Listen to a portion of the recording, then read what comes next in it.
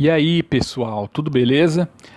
Preparados para a nossa 8ª aula do curso O Básico de Economia para Não Ser um Socialista? Pois é, gente, eu decidi mudar o nome do curso, né, por dois motivos. O nome anterior era muito grande, né, dava muito trabalho ficar falando e escrevendo aquele nome enorme, é.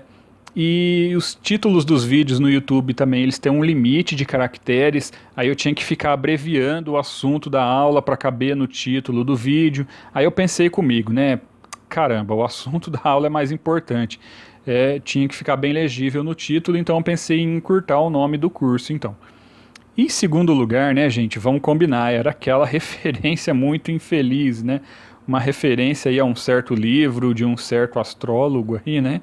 Num primeiro momento eu achei que essa referência seria engraçada, né? Mas depois eu pensei melhor, pensei comigo, putz, o que foi que eu fiz? É onde eu tava com a cabeça. Então tinha que mudar, né, gente? Não tinha como deixar aquele título. Mas nos vídeos mesmo não vai ter como mudar, infelizmente, né? Nos vídeos das 7 primeiras aulas aí, infelizmente vai ter que ficar com aquele nome mesmo ali, com aquela chamada daquele jeito, né? Porque senão eu ia ter que regravar os vídeos tudo de novo, aí já não vale a pena, tá? Mas nessa 8ª aula nós vamos falar sobre preço de mercado. Essa aula, gente, eu vou tentar fazer mais curta, tá? Essa eu prometo. Se eu não conseguir fazer uma aula mais curta dessa vez, aí eu desisto de fazer aulas curtas mesmo.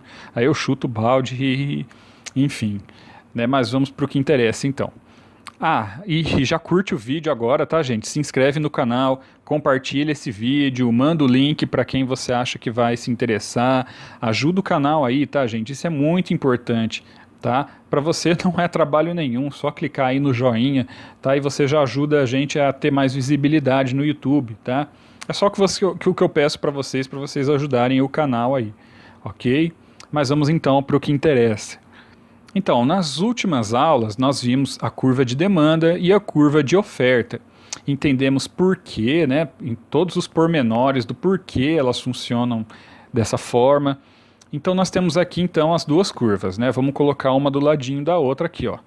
A curva de demanda, que nós vimos na aula anterior, né, na penúltima aula, que é uma curva decrescente, e a curva da oferta, que nós vimos na aula passada, que é uma curva ascendente. Então agora nós temos um mercado propriamente dito.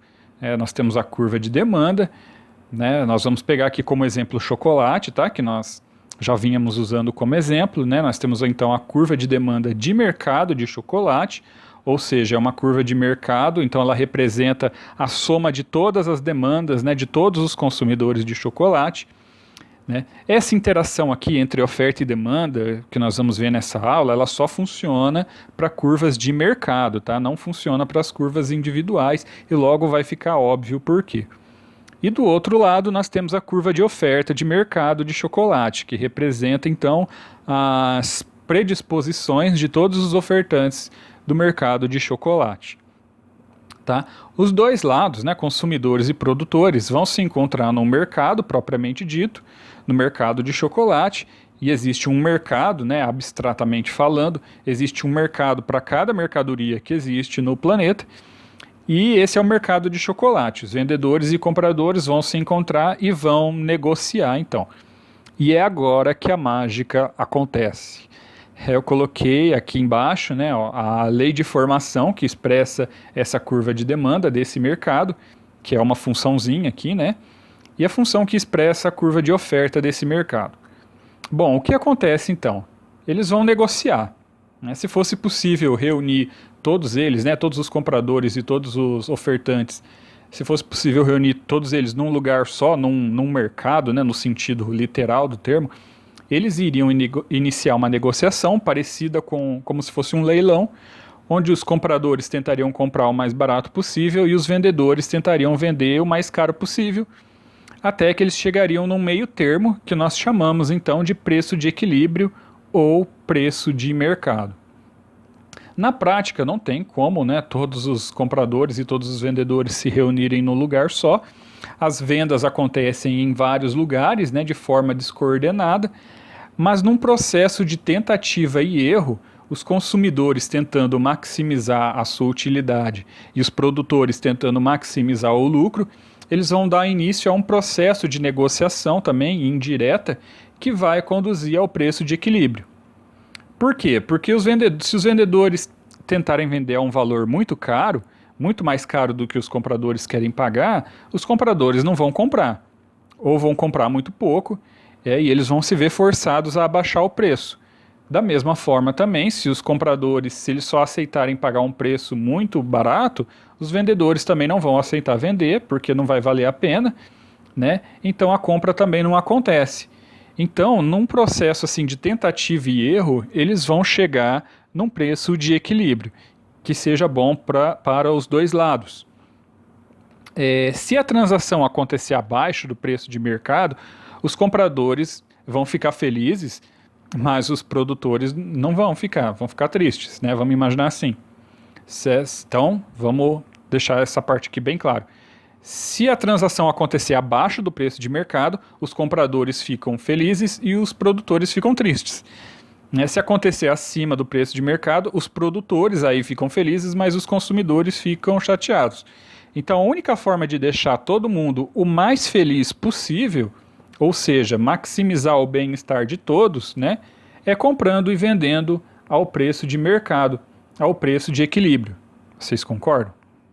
Então essa é uma conclusão muito importante, né? Anotem bem isso. O preço de mercado é aquele que deixa todo mundo o mais feliz possível. Vocês entenderam isso? Entenderam por que o preço de mercado é tão importante? Mas isso vai ficar mais claro ainda, tá bom? Então, para fixar isso bem, vocês entenderam a lógica de como isso acontece. Vamos fazer um exercíciozinho aqui, então, vendo a parte matemática para vocês entenderem a beleza, a elegância por trás desse raciocínio. Beleza, essa é a função de demanda de mercado de chocolates e essa é a função de oferta do mercado de chocolates. Vocês reparem que a função de demanda sempre tem um sinal de menos, né? Por isso que ela é uma curva decrescente, e a função de oferta sempre tem um sinal de mais, por isso que é uma curva ascendente. Mas como que nós descobrimos qual vai ser o preço de equilíbrio então? Bom, o ponto de equilíbrio é onde as duas curvas se encontram, correto? Nesse ponto, a quantidade demandada e a quantidade ofertada serão iguais. Mas em que ponto isso vai acontecer?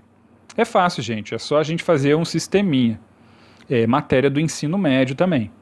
Bom, se o preço de equilíbrio é aquele em que a quantidade demandada e quantidade ofertada serão iguais, então é só a gente igualar QD e QO aqui, né?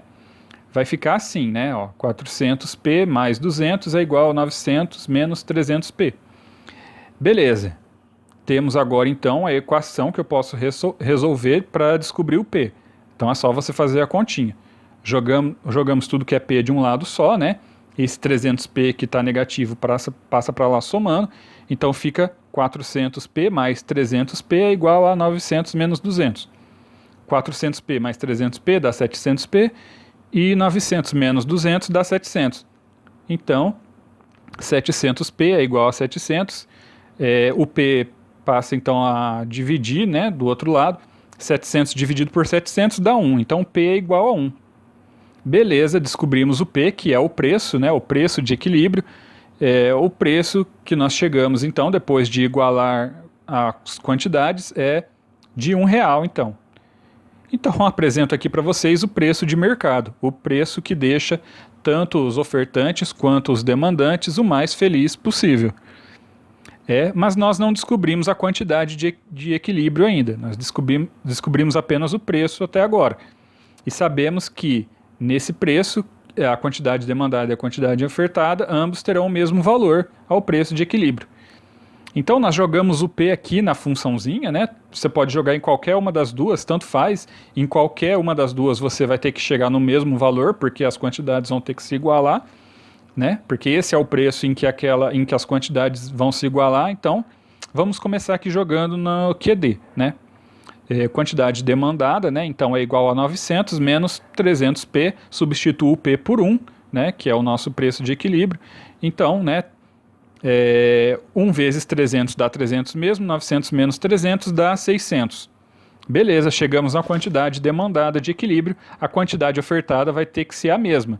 Então, né, agora, né, o a quantidade ofertada vai ter que ser igual, eu faço a mesma coisa então com essa outra funçãozinha aqui, né? Então eu só preciso jogar o P na função da quantidade ofertada, né? Ó,